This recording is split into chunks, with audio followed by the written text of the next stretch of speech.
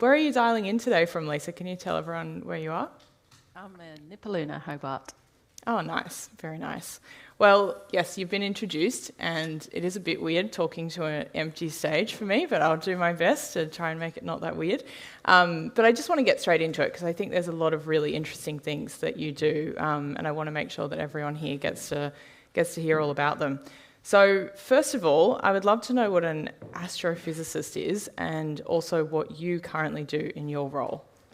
Sure, yeah. I mean, I've spent, I guess, the first 15 years of my career doing astrophysics. It's the study of the stars using physics, so it's a physical science. And I guess the thing I've done most in my career is try and figure out how stars are born and how they die. So a star like our sun goes through a very long lifespan, about 4.5 billion years old at the moment, and it'll live for another 5 billion years or so. So it's figuring out by using giant telescopes looking into space and seeing how stars evolve.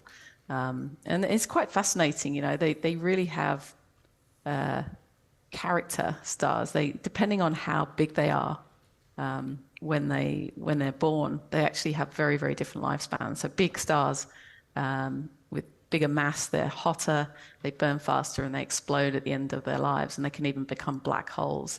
Whereas sort of middle-sized, normal, boring stars like our sun, and lucky it is boring because we rely on it being boring for shining light reliably on our Earth. That kind of star is much more steady.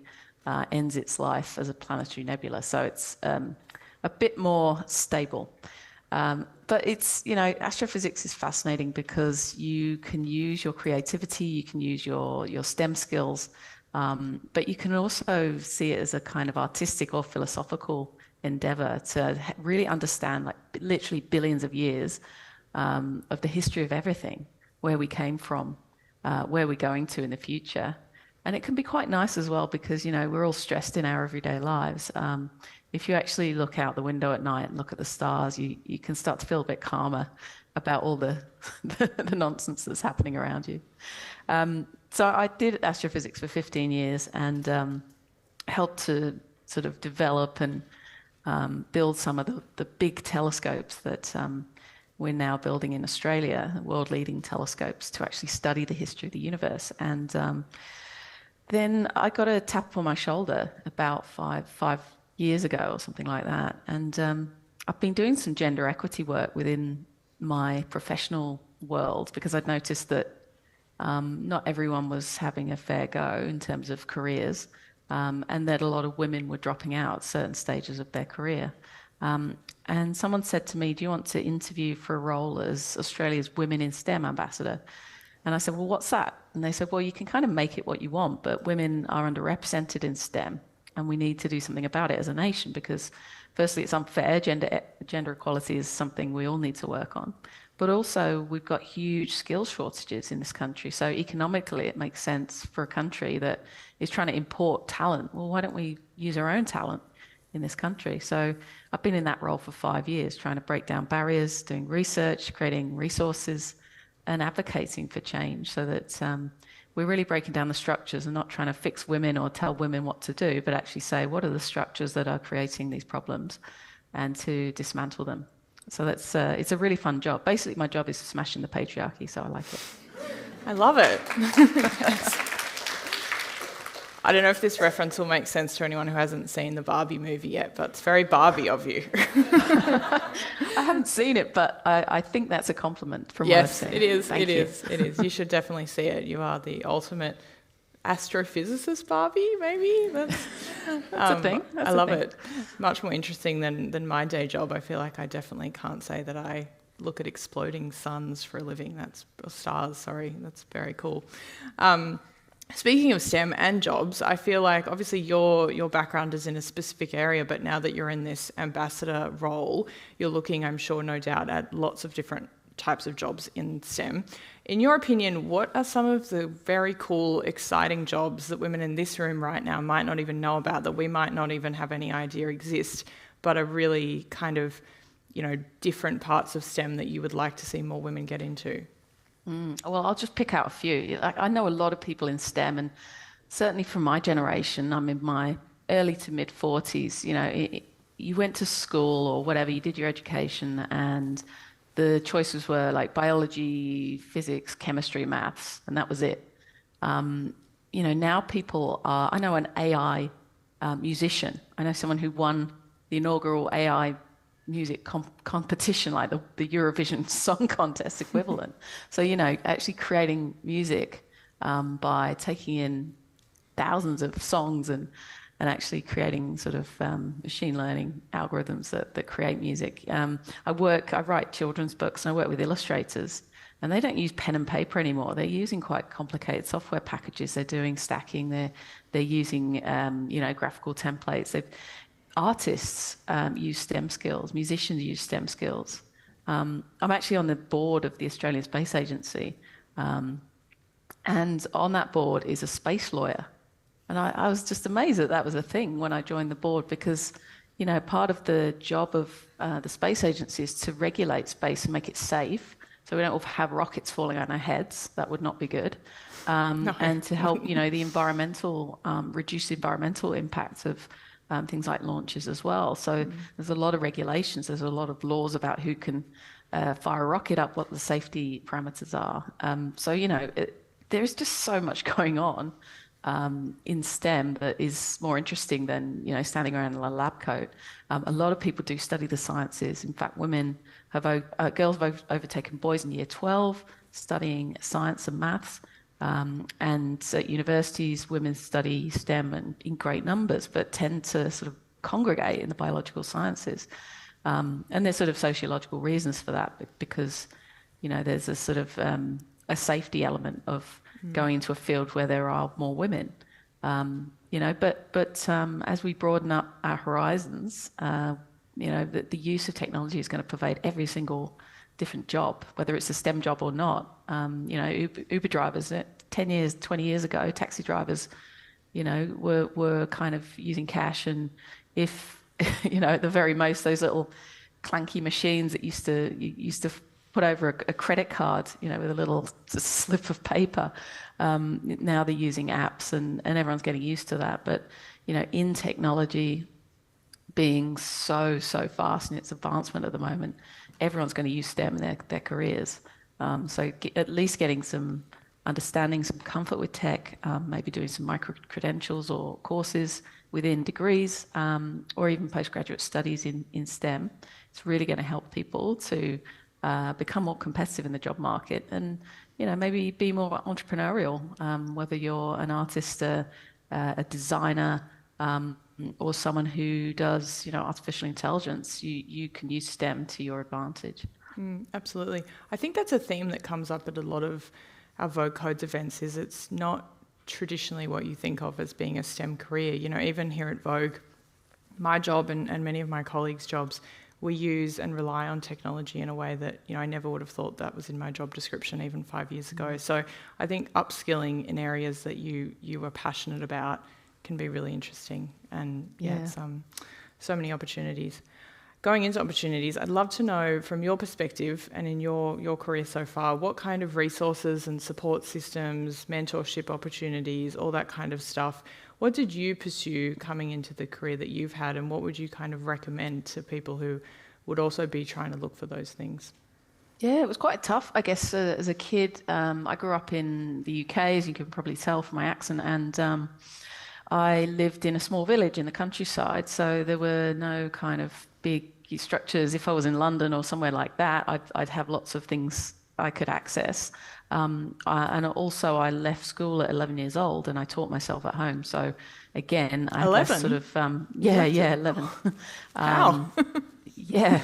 Well, the local high school had a lot of gender segregation in their subjects. Things like girls couldn't play football, which is very topical right now, as I'm watching about 3 hours of football every day in the World Cup. And girls didn't do woodwork and metalwork, and they had to do. It was just ridiculous. This was in the 90s, and also the school uniforms were very restrictive. So I decided not to go to high school. Fair enough. And so I taught myself at home. from 11 to 16 years old. And, my parents were very, very good. They tried to help with my hobbies. I got an interest in astrophysics as a kid, just looking at the stars. And my dad actually was very, very good, and he found me a local astronomical society, which is like a really weird place for a young girl to be going.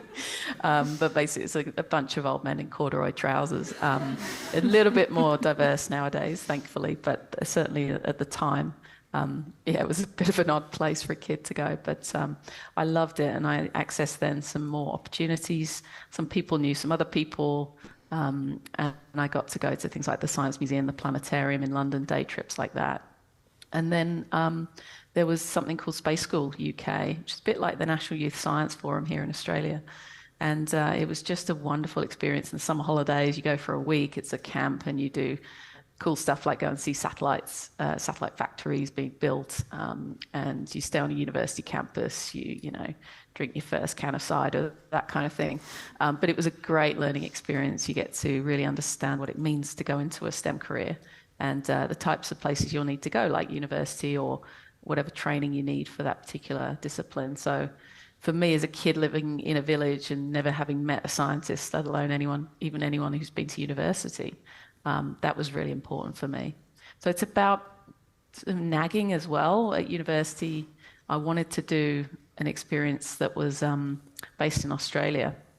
And it was a summer school, for undergrads. And I couldn't afford the airfare because I had no money whatsoever. So instead of going to that, I actually nagged my lecturers to try and set me up something that had a stipend, a payment. And in the end, I nagged enough people that one person knew someone in Germany, and I got to go to Germany. The airfare was paid, my accommodation was paid. And for 4 weeks in my undergrad, I got to go to Germany to the Max Planck Institute for Radio Astronomy in Bonn and actually study with a real scientist. And that, I think, was the absolute pivotal moment in my career, because I nagged and nagged and nagged. This wasn't something that was advertised. I sought it out, and just like the previous speakers were saying, you've got to take that initiative, and the younger you do that, the better, because it will really make the difference between you and the other people with the same degree. Degrees are important if you're, going into your professional careers, but everyone has one in the pool, so you've got to differentiate yourself somehow.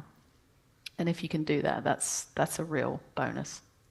Yeah, absolutely. I think nagging is a great strategy. It's basically how I got my job too. So, cool. I think there's a lot of conversation around what we can do as individuals to get the job we want.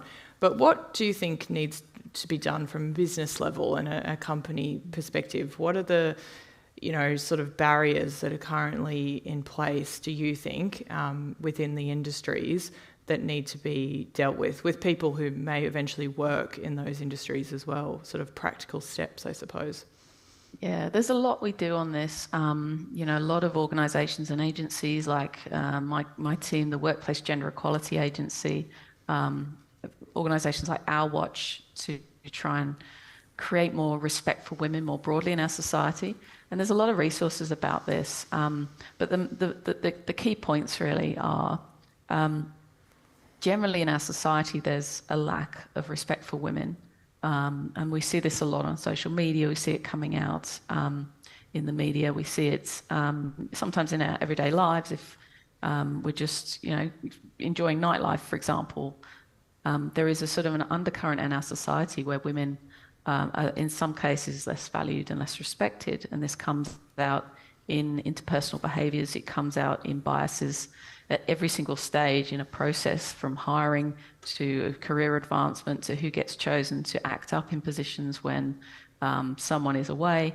And in every little process, there is a small disadvantage for certain groups, not just women, but people with disability, people from different cultural backgrounds from the norm in that place. So that is just a pervasive problem in our society.